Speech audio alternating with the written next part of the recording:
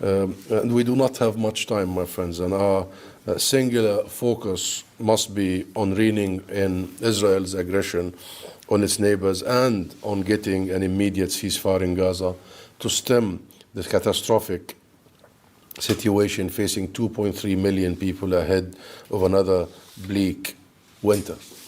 We have also called this press conference to remind everyone that history has not begun on one day.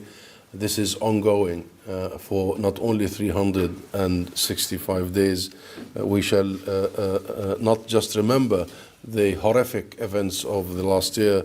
We need to put this into the context of 28,000 days of denial of Palestinian rights ever since 2/3 of the Palestinian people were ethnically cleansed from their homes and lands in the Nakba of 1948, never to be allowed to return. And it is a reminder that almost 80% of Gaza's population are refugees who were ethnically cleansed at the time of the Nakba.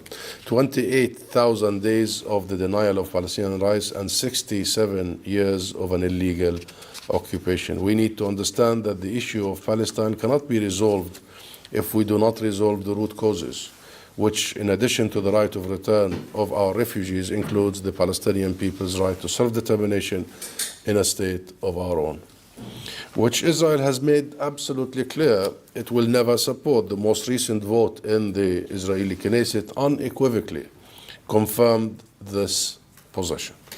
We do not support and will not allow the creation of a state of Palestine. The piece of legislation in the Israeli parliament stipulated. Friends, if there is one thing we can all agree on, it is this: there is no going back. If you want to look back, you will only find atrocities, decades of atrocities committed by Israel. This is a moment to look forward. And we do, as Palestinians, want to look forward.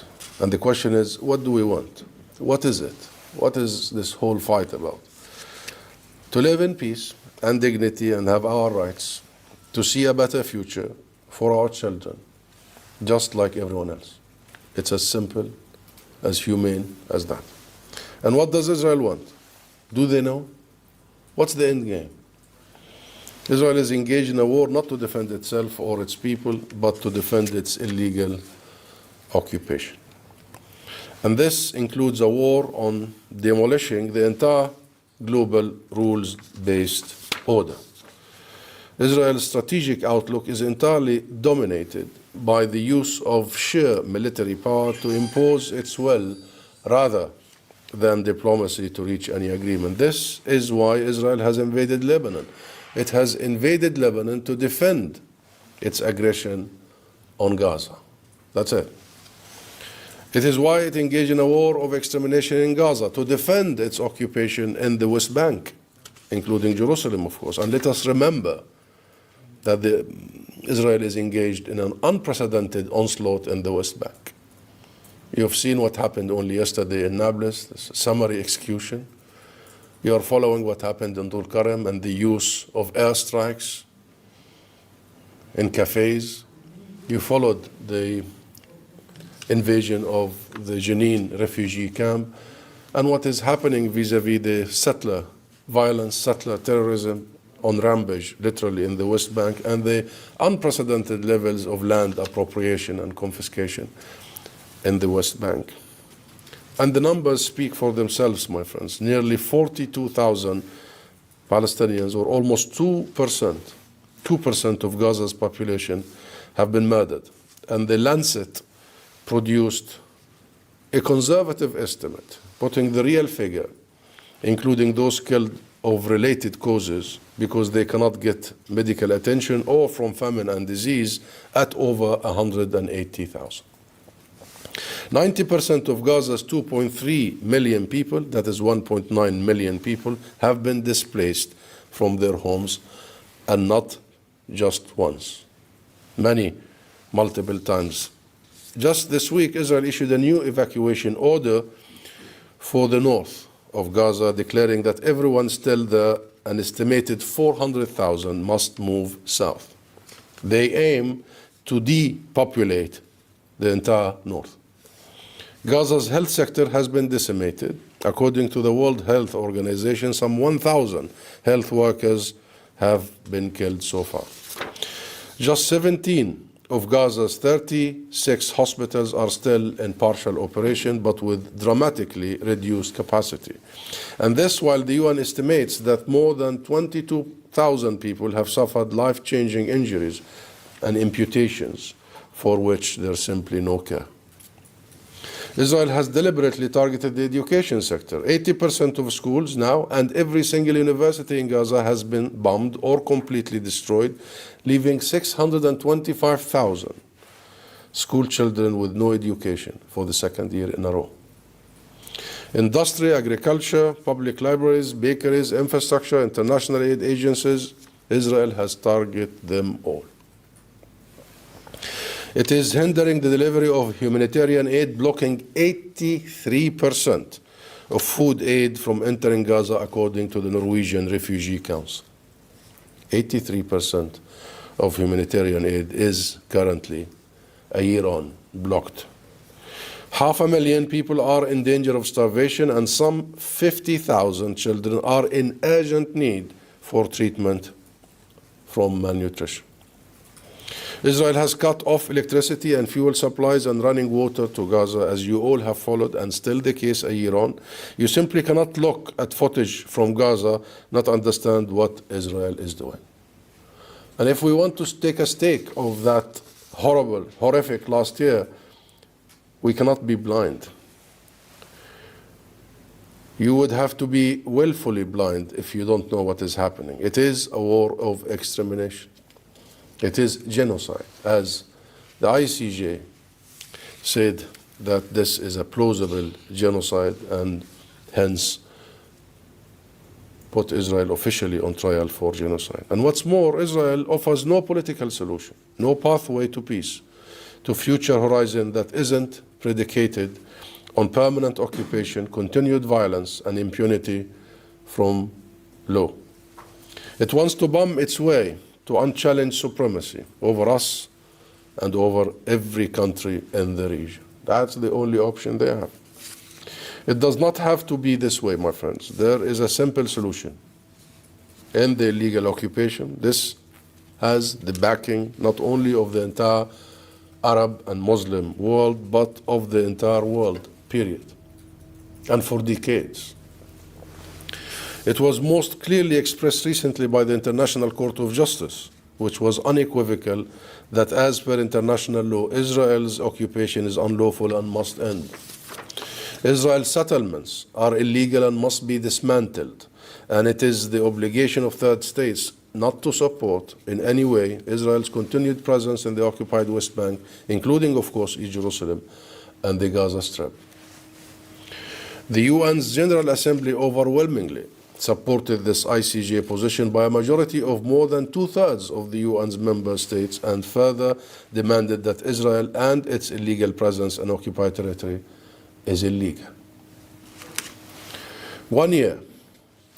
There can and must be no return to the status quo ante prior to October 7th, 2023, which led us precisely to where we are today. The only question we must ask ourselves at the moment, therefore, how do we get to where everyone agrees we have to go? First, we must have a ceasefire. We must have clarity about who is the main obstacle to a ceasefire, without which everything else cannot progress. It is Israel that has defied a UN Security Council resolution demanding a ceasefire already in May, that has defied the ICJ demanding a ceasefire, that has defied the constant prompts to ceasefire from the main Western allies and sponsors, including the UK and the US. Hence, the importance that the international order asserts itself by enforcing the UN Security Council resolution for a ceasefire, rather than just calling for it.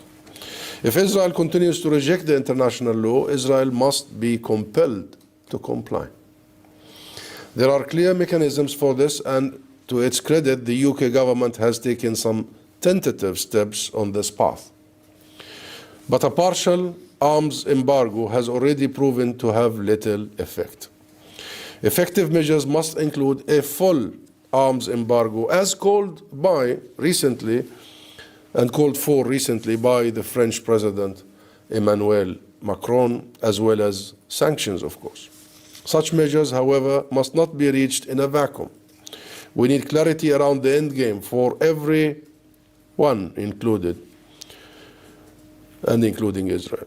For too long now, my friends, Israel has blurred the lines over its occupation, presenting it as if in some areas temporary, in other areas it's disputed territory, even while building settlements that are plainly designed to make it permanent. As per the ICJ, this is turning annexation rather than just military occupation. There can be no more blurring, my friends. A Palestinian state, as the Saudi Foreign Minister, His Royal Highness Prince Faisal bin Farhan, wrote only recently, a few days ago here in the UK, in a newspaper, Financial Times, he says, I quote, "It is a Palestinian state is a prerequisite for peace, not its byproduct." Let us remember that there has been a comprehensive peace offer on the table for 22 years that offers Israel full normalization with the entire Arab world if it ends its occupation and its illegal presence in the occupied territory. 22 years it's been on the table. Already more than 75% of the UN's member states have recognized the state of Palestine, including some of the UK's closest allies in Ireland, Spain, and Norway, and others. It is time the UK followed suit.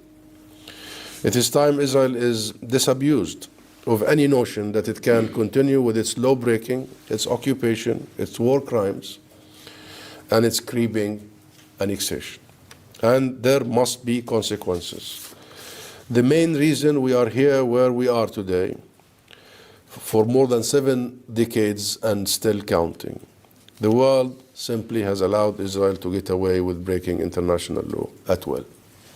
Israel has been protected, my friends, and indulged by its Western backers, sponsors, to such an extent that it is now, and it does behave as if it is above all laws.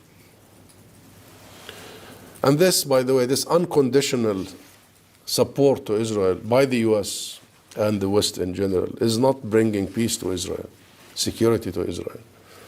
It is literally pushing Israel and the region, and perhaps the world, off a cliff. And it is allowing Israel to drag all of us into a senseless war. Enough.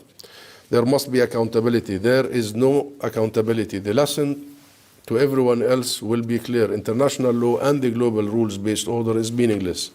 Prohibitions against war crimes and atrocities like the imposed famine on 2.3 million people in Gaza are meaningless if we do not end it in Gaza immediately. This, very starkly, is where we are heading. This, very starkly, is the worst of all possible outcomes. But it is not too late to avert this outcome. We are working with our partners in the region and internationally in an alliance of willing nations to press ahead with a vision of peace that respects international law and the principles of rights and equality for all. We are ready, as the state and the government of Palestine, to serve, protect our people in our entire occupied territory, in a united territory and united people. As Prime Minister Mohammed Mustafa said only this last week, we have a comprehensive plan to integrate governance in the West Bank and Gaza to ensure effective relief, recovery, and reconstruction. We are also working on the legal track with our partners worldwide to ensure that international law is respected. That includes, of course, our efforts at the ICC, our efforts at the ICJ, and translating all that into international resolutions. Indeed, to rebuild the credibility of the international system, which Israel has abused for so long and with such impunity. The government of the State of Palestine is the only address to govern Gaza, the West Bank, including Jerusalem, of course, and serve our people wherever they are. There can be no other alternative. Let me make that very clear. There can be no other alternative for Palestine, including Gaza and the West Bank, except the legitimate national institutions and national governance. We have the State of Palestine. That is recognized by the majority of the world. We have the Palestine Liberation Organization, the PLO, which is the government that represents all Palestinians. And the PLO has formed a technocratic government only a few months ago, not made of political factions, but made of professionals to make sure that we can deliver to our people. But to get there requires vision, moral clarity, and political will, particularly on behalf of Israel's supporters and sponsors. I believe all of these exist, but they need to be harnessed soon. Winter is coming to Gaza, my friend, coming to Palestine, coming to the region, coming to the world. If you think the death toll is high now, wait until cold, hunger, and disease really starts to bite. We need to assert the primacy of international law fast to avert further disaster in Gaza and the further eroding of the global rules-based order and the erosion also of our safety, and not just as Palestinians and not just as the Middle East, but I think the safety, the security, the stability worldwide. So time is of essence, and we very much work tirelessly with our partners that we will not commemorate a second year of mass murder, of mass destruction. And soon this carnage ends, and soon we begin the journey to healing. And I now invite our friends here from the Palestinian community to provide their testimony.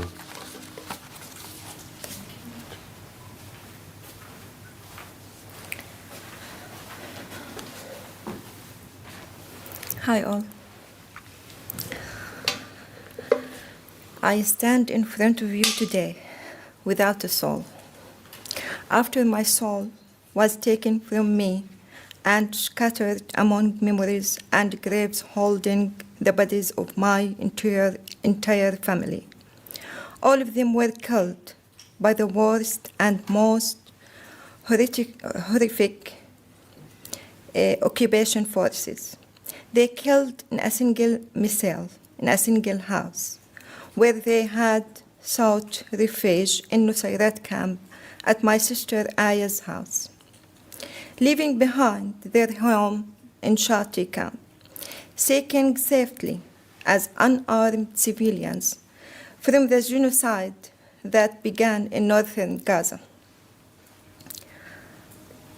My 80-year-old dad and beloved mom were executed in a blink of an eye. My brothers, Mahmoud, Muhammad, and Yusuf, young men in their 30s and 40s, were all killed. How much I miss them and feel that they took my soul with them forever. My brother Mahmoud, his dear wife Sally, and their children, Zain, Kinan, Lubna, and Sari, who was just 4 months old. My calm, kind brother, Muhammad, and his children, Izzuddin, Layan, Adnan, and Adam, who just was 7 years old. My dear brother Yusuf, whose presence I will never forget. My sister Jihan, her husband Khalid, and their children, Musa and Lina, and Lina's husband, Aiz, and their children, Yahya and Lin. My sister Nisreen, and her children, Husam and Isam, and her daughters, Isra, Afnan, Misk, and Ragad, along with her grandchildren, Muhammad, Ismail, and Wasim. The children of my sister Omar and Majd, with his wife Amani and his daughter Sarah, as well as their sister Dima, with her husband Muhammad and their 7-month-old son Abdul Hakim. my Aunt Wafa, all of them were killed by the cruel fascist occupation that known no humanity. I found myself alone on a blank Tuesday morning, November 21st, 2023, the 46th day of the genocide, with the pain still deeply rooted within me as I wake and sleep to their images and memories. Do you know what it means to find yourself without family? I, who used to count them every morning, check on them, talk to them, now they have all gone without a goodbye, leaving me only with sorrow in my broken heart. Do you know what it means to lose your family? You will never see their smiles. You will never hear their voices. You will never hear your mother's voice praying for you every morning. Losing your family means being an orphan and alone forever. How do people continue their life? This question haunts me in the morning, in the evening, and with every prayer as I think about this fate that has chosen me to settle accounts with me. If we were to reverse the situation, and if I were an Israeli woman standing in front of you, saying that the Palestinian resistance had killed 48 of my family members, what would the world's reaction be? Would they stand with no action and watch in silence? Of course not, because the world rises in protest when some Israeli panic at the fall of a few resistance rockets. Far from them.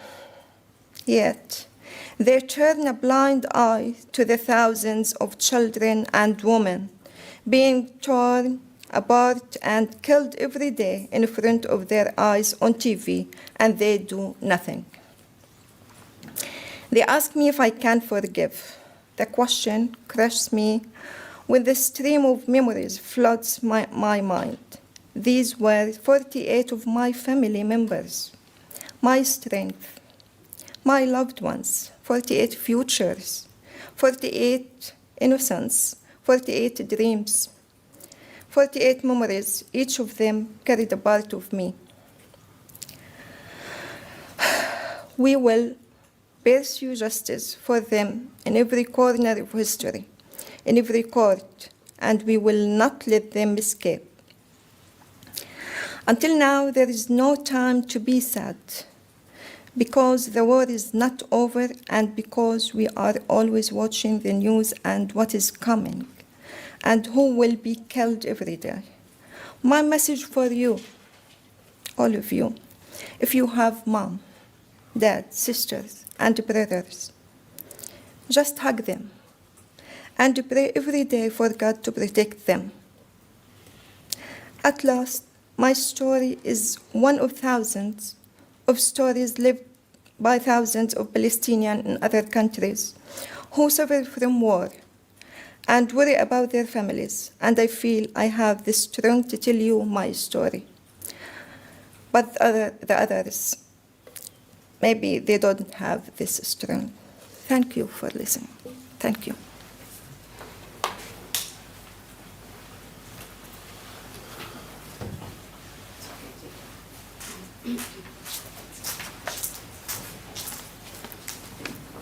Hi, everyone. My name is Rema Alawi. I'm from Gaza.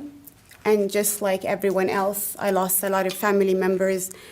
And I've been struggling for a whole year. And it became just the norm for everyone from Gaza here. But I'm here today to share a glimpse of the pain of my people in Gaza. Remembering that there is still more than 2 million people enduring the unimaginable pain. You know, there is a new abbreviation that often used in Gaza hospital. It's WCNSF, and it translates to wounded child, no surviving family. In Gaza, kids are often in so much pain, shivering, while they're left alone on the floor of a bombed hospital, with no mother to hold their hands, no survived dad to comfort them while they are getting their limbs amputated with no anesthesia. In Gaza, women give birth on the roads with no medical attention. Sometimes they die, sometimes they live, and sometimes their babies die. In Gaza, fathers cry saying goodbye to the pieces of their kids. Not always, they find all the pieces. In Gaza, premature babies are left alone to die in hospitals with no food or oxygen. Elderly and kids with urgent need for medical attention die in silence because of the absence of any medical care due to the inhumane blockade imposed on Gaza. In Gaza, the lucky ones are the ones who buried their kids in one piece. The lucky ones are the ones who lost everything, but still in one piece. The lucky ones are the ones who managed to write their kids' names on their arms so they could be identified once their little bodies have been dismantled by the heavy evil bombs dropped on them. This is the meaning of luck in Gaza now. In Gaza, instead of bedtime story in the comfort of their homes, kids recite Quran every night in their crowded tents, anticipating their death. In Gaza, starving kids eat animals' feed and leaves to survive. In Gaza, kids have to walk for miles, queue for hours to get water for their family. Sometimes they manage to deliver it, and sometimes they get killed on their way back. Does the world understand now the pain our people carry in Gaza? The pain that mountains cannot bear.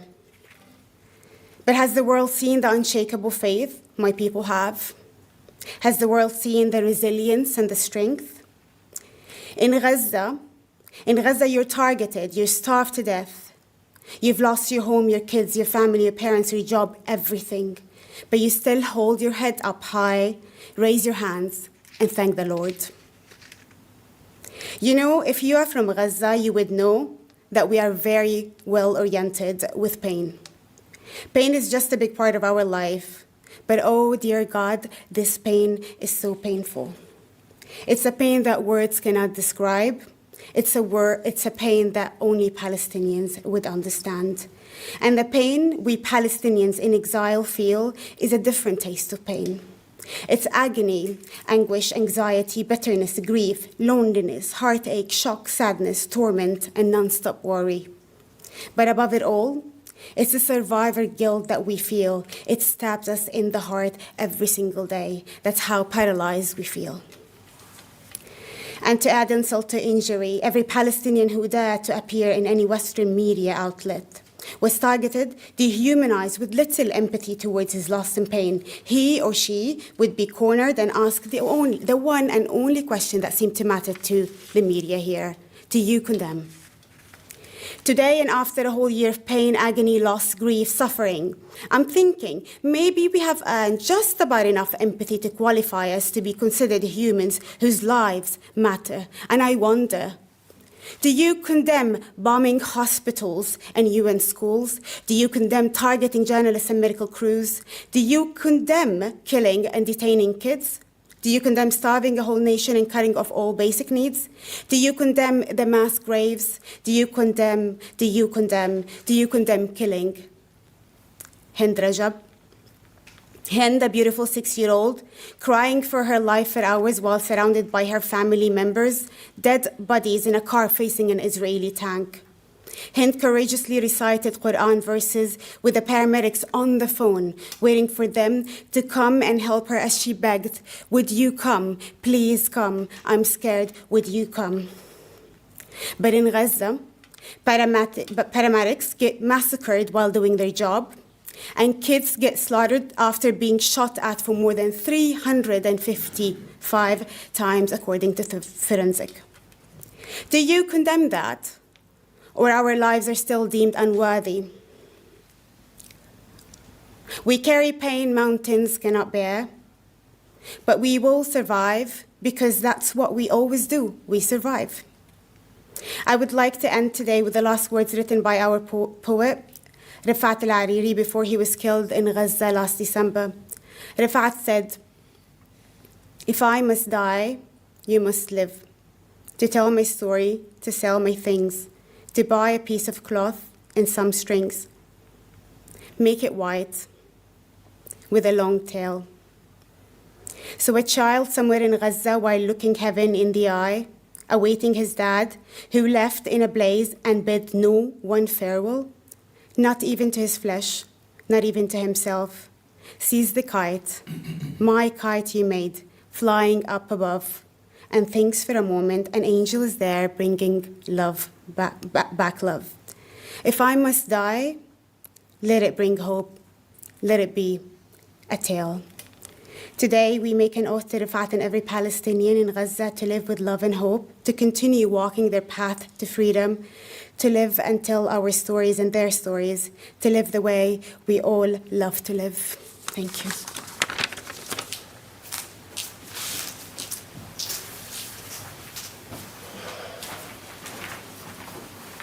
Thank you very much from these very touching, moving testimonies from families, bereaved families, Palestinian families here in the UK, and they represent many, many, many more. Hundreds of families here in the UK have lost loved ones. We will have some time for Q&A. Please also direct some of your questions to families here, the bereaved families.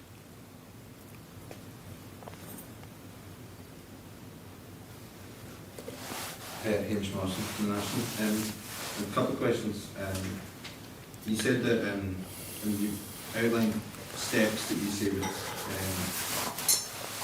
be a path to peace. Do you have any kind of optimism from the UK or from its allies, especially in light of the recent change in government, that that's going to be possible, that's going to move things on? Do you have any kind of sense of optimism from that? I'd also like, if possible, to ask for your reaction. We're running a series tomorrow compiled by the Palestinian Solidarity Campaign of evidence of war crimes committed by Israel in Gaza. It amounts to 30 pages of A4 paper. I'm just looking for reaction to that figure. Is 34 pages of A4 paper. What figure? It's, we're running a series tomorrow, evidence of war crimes committed by Israel, catalogued by the Palestinian Solidarity Campaigns, amounts to 30 pages of A4 paper.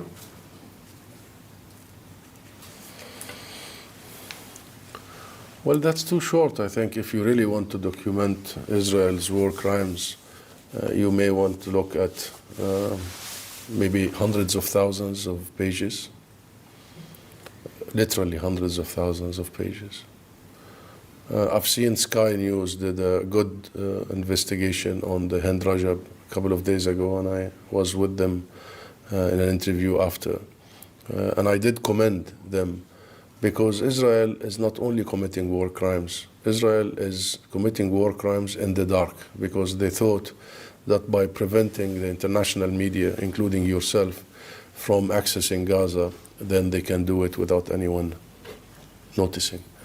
And actually, it's for the heroism, the bravery of our people in Gaza, who for the first time has conveyed to the world in real time their own execution. So this is the first genocide that has been transmitted live. And therefore, yes, there is a lot of work that needs to be done to make sure that war crimes are documented. And not just for the sake of knowledge, but for the sake of accountability, and this is what matters. Because every and each war criminal has to be held accountable. As for your question about the path to peace and the UK government and optimism, this is not about optimism or pessimism, this is about work. And we need to work hard and continue the dialogue with this government, continue the engagements at all levels, official, parliament, parties, civil society, public, to make sure that the UK would be a force of good and will help in ushering a different destination, a different direction, a different path.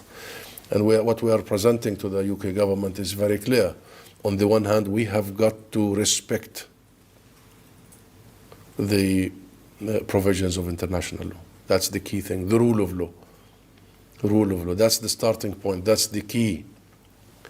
And there it is important that the new government has reinstated funding to UNRWA. We welcome their pulling out the intervention of the previous government at the ICC, and we consider that to be a major step, declaring that as the new government, their respect to international legality and their respect to the independence of international judicial institutions. And we've been working with them towards that. And as you may have followed, also in terms of international legality and UK domestic stipulations, the UK has taken a decision to suspend some arms sale or licenses, revoke some licenses of sales of arms to Israel, and the policy was based on the fact that they would prevent arms that would be used in the war on Gaza. But yet this is a half sort of a step in the right direction, but incomplete and not enough. And we are working with the government to make sure that it is a full arms embargo in line with its own responsibilities as per UK law and international law. But another key thing that we're working with the government here is the issue of sanctions. Because the previous government, the previous conservative government, Lord Cameron, did break a taboo by imposing sanctions on Israeli settlers. Now we need to expand that sanction regime to include the entire ecosystem of the settlement enterprise in the occupied territory, particularly in light of the clear advisory opinion of the ICJ that has been voted in the UN. As I previously alluded to, it is now bluntly clear that international courts, international institutions are calling for member states like the UK to actually impose sanctions on the illegalities. So no longer this is a demand, it is now an obligation upon all members of the international system, including the United Kingdom. And lastly, but the most significant part of this is the recognition of the State of Palestine, and we're working with the government that their promise before the elections. And by the way, it was not just Labour, it was also a conservative promise. If you remember, Lord Cameron, as a Foreign Secretary, did say that recognition of the State of Palestine should not wait for a final agreement or a peace process. It could come as part of it. So it's not an outcome, but an entry to a peace process. But the new government, there is a lot of conversations with them about this, and we tell them every day you wait is another day that leads us in the direction we are in right now. And it is the lack of clarity that has complicated things all these years. Of course, even Sir Keir Starmer himself said before elections and during that recognition of the State of Palestine is not a favor, is not a gift, it's a right. It's an inalienable right of the Palestinian people. We agree. But he qualifies that, as he did only last week in the parliament here, saying that it's not a matter of if, it's a matter of when. And what we are telling them, when is now. And in fact, when is yesterday. And you are 3 decades late, at least. So we need not to wait any longer, and the time for recognizing the State of Palestine is definitely now. This will provide clarity, this will provide hope for the Palestinian people, this will provide disincentive for the illegalities in Palestine. There is a lot of movement there, and there are many other European countries after Spain, Ireland, Norway, and Slovenia and others. There is a lot of movement there, and the pressure is mounting. And we are hoping that the UK government will take that step. But that step on its own is not, we know it's not enough. We need Palestine to become full member state, full member of the UN. We want to create a process and drill backward where we convene an international peace conference to provide assurances and guarantees for all parties involved, including security guarantees, and to make sure that international legality, international resolutions are implemented rather than negotiated. The principles should never be negotiated. Can I speak Arabic? تفضل. سعادة السفير، في شهر حزيران الماضي أصدرت محكمة العدل الدولية قرار وصف بأنه تاريخي ينص صراحة على أن الاحتلال الإسرائيلي للأراضي الفلسطينية غير قانوني وأن إسرائيل ترتكب الإبادة الجماعية. كيف يمكن البناء على هذا القرار من ناحيتكم كسلطة وطنية فلسطينية؟ هو فعلا قرار تاريخي، قرار محكمة العدل الدولية، قرار تاريخي بكل معنى الكلمة، لأنه تراكم لقرارات دولية للقانون الدولي وتجميعه وتحصيله في رأي استشاري واحد مركز واضح، يشمل على عدم قانونية تواجد إسرائيل في الأرض الفلسطينية المحتلة، يشمل على عدم قانونية مجمل المشروع الاستعماري الاستيطاني ووجوب تفكيكه، ويشمل وهذا مهم جدا في النقاش على كيفية البناء عليه، يشمل عدم وجوب أن تقوم أو يقوم أي طرف ثالث بتقديم أي مساعدة أو دعم لاحتلال إسرائيل، لاستعمار إسرائيل، لحصار إسرائيل، وهذا يشمل المملكة المتحدة ودول أخرى متعاقدة بالقانون الدولي. ولهذا يجب البناء عليه، وأيضا يشمل وجوب من هذا يشمل وجوب ما هي الخطوات الأساسية التي يجب أن يتخذها العالم من أجل إنهاء هذه الحالة اللا قانونية اللا شرعية. وبالتالي نحن من هناك ذهبنا إلى الجمعية العمومية كما تعلم حتى يتحول هذا إلى قرار أممي، وأخذنا أكثر من ثلثي أعضاء الجمعية العمومية حتى يكون هناك أيضا تحويل هذا الرأي الاستشاري القانوني المهم، لأن محكمة العدل الدولية هي أعلى سلطة قضائية في العالم، وأسست لهذا الغرض، وبالتالي هي تقوم بمسؤوليتها وواجبها. ولكن كل هذا يراد له الآن حراك من قبل الدول الأطراف، وهذا نأتي إلى ترجمته، وهذا هو المهم، ترجمة هذا إلى أفعال وإلى خطوات ملموسة، وليس فقط رأي استشاري أو حتى قرار في الأمم المتحدة. وهذا يستدعي كل ما نحن نقوله، يستدعي فرض حظر شامل على تصدير الأسلحة لدولة متهمة رسميا في محكمة العدل الدولية نفسها، متهمة رسميا بأنها تقوم بحرب إبادة على الشعب الفلسطيني. ثانيا مسألة فرض العقوبات على كل النشاطات غير القانونية. أي مؤسسة ضالعة متورطة في النشاط غير القانوني بما فيه الاحتلال والاستعمار وكل هذا يجب أن يتم مقاطعتها. بالمناسبة في الغرب هناك مؤسسات عديدة تقوم بتجميع الأموال، خصوصا في الولايات المتحدة وهنا في بريطانيا، لدعم المستوطنات. هذه المؤسسات يجب فرض العقوبات عليها. وأيضا موضوع المحاسبة بمعنى محاسبة مجرمي الحرب، هذا موضوع غاية في الأهمية، ولكن هذا ليس موضوع فقط المحكمة الجنائية، محكمة العدل الدولية، هذا أيضا موضوع المحكمة الجنائية الدولية الICC. ولهذا دولة فلسطين تقدمت بطلب منذ سنوات أن تقوم الICC أو المحكمة الجنائية الدولية بدورها في محاكمة مجرمي الحرب. وبالمناسبة نحن ما تقدمنا به يبدأ من العام 2014، الحرب الإسرائيلية السابقة على قطاع غزة. نحن نريد أن تكون هذه العملية متسارعة الآن، يجب أن لا يكون تأخير فيها. وأنتم تابعتوا أن المدعي العام للحكومة، المدعي العام للمحكمة الجنائية الدولية طالب بإصدار مذكرات اعتقال بحق نتنياهو وجالنت وكل مسؤول إسرائيلي متورط في حرب الإبادة ومتورط أيضا في الخرق الفاضح للقانون الدولي. وبالتالي نحن نبني على هذا وتيرة دولية ضاغطة ومحاصرة ومقاطعة وعازلة لمجمل منظومة الاحتلال والاستعمار، حتى نعيد توازن الأمور كما حصل في جنوب أفريقيا، حتى يعاد توازن الأمور ويصبح تكلفة الاحتلال وتكلفة الاستعمار وتكلفة الأفعال والممارسات غير القانونية أعلى من ما يمكن لإسرائيل أن تتحمله. وبالتالي نعم، المحكمة العدل الدولية كانت حجر أساسي في طريقنا الطويل نحو التحرر والعودة وإنهاء هذه المسألة.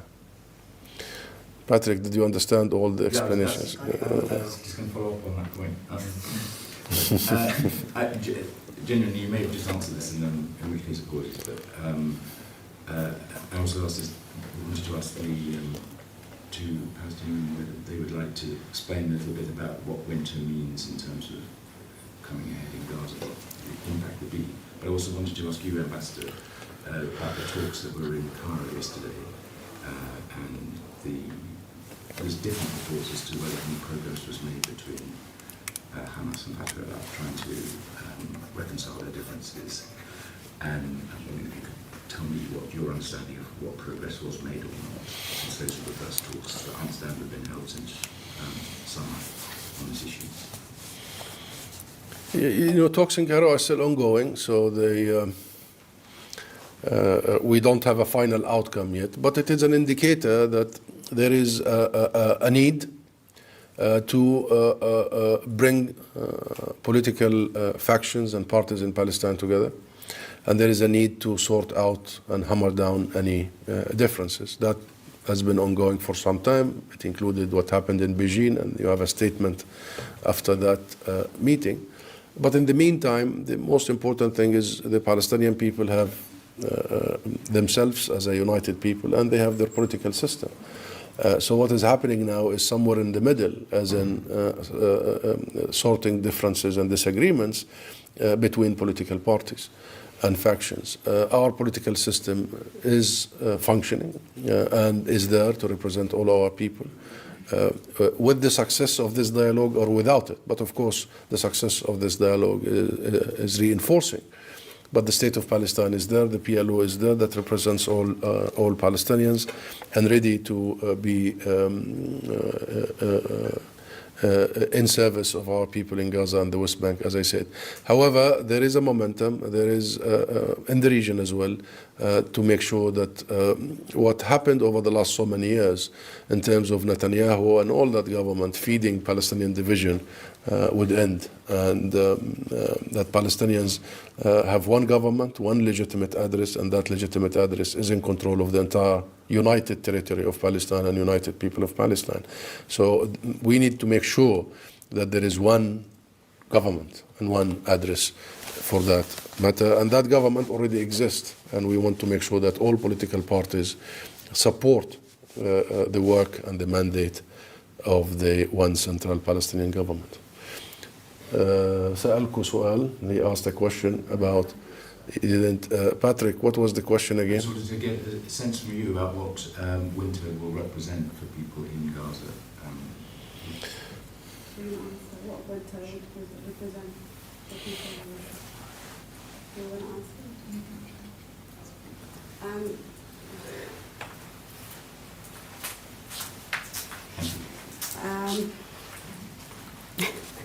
I guess it's important to remember that this is actually not the first winter. This is the second one. So I would say probably, another painful lifestyle, more disease, illnesses, starvation, that it is the second time that winter happens or when winter comes, but also the destruction is a lot more. So there's less houses to, for people to hide in. There is less spaces for them. There is more losses. There's a lot more orphans that don't have parents to look after them. The situation in terms of food and anything, any supplies in Gaza had deteriorated. So the start of it, because winter was towards the start of it, the situation, and sadly, I don't want to even say that, but it's sad to say that it was slightly better than now, because after a whole year of exhausting a whole nation, this complete destruction of the whole city, where there is no places to hide or anything, and also we should not lose sight of the fact that the medical care had completely deteriorated as well. There is no enough medical supplies. Most of the hospitals are not functional, and the ones that are functional, they're partially functional, they're not really functioning. So even to deal with the situation, it's almost unbearable. But somehow, I honestly don't know how Palestinians, Gazans, always manage to survive. I honestly don't know how. Like from the UK, from the comfort of my house, where guilt is eating me up because I live, I wouldn't say a normal life, but I don't anticipate a bomb on top of my head, and I'm not outside in the streets in the cold. I still wonder every day, proudly, that they just find ways to survive. Yeah, so that's it. It's very clear that they are committed to international legality in its entirety. But when it comes to be translated into political action, things are different, as in the issue of arms embargo, but also as in the advisory opinion of the ICJ. When it came to the floor of the UN and the voting, unfortunately, regrettably, shockingly so, disappointingly so, the UK abstained. And there you can always pinpoint the inconsistency, the contradictions of the UK position. And if you go back to the record of the voting, you will find out that the UK offered an explanation of its abstention. And the explanation of any government, of any country, is binding to the government. And in the explanation, they say that they agree with the central finding of the ICJ. They agree that Israel's presence is illegal, settlements are all war crimes and illegal, third parties must not. Okay, if you agree, why do you abstain? And I'll tell you, that is the difference between, and that is the gap that we need to bridge between political decision making and between the legality and the clarity of the legality. And that's why our conversation with them is, please don't take decisions and assessment in the political sense, because then there comes the calculation of politicians, and take decisions based on legal assessments.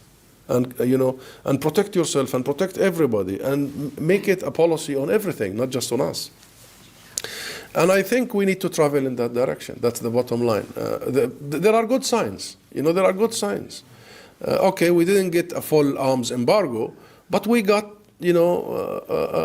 a step that we would build on towards a full arms embargo. And hopefully next time around, when there will be a voting, the UK would come more clear about its political. So it's work in progress. We see the progress. We see the commitments, but we need to see commitments that are translated in much more actual and tangible, including the issue of recognition. I mean, we tell them, if you wait much longer, it might not be needed, because everything is being undermined right now. So we do want to see a much more firm sort of commitment and political investment. Okay, if that was the... Okay. What sort of resistance has there been to children being allowed into the UK for treatment? Because we know Italy and other countries in the United States has taken patients in. So why hasn't the UK allowed anyone in just yet?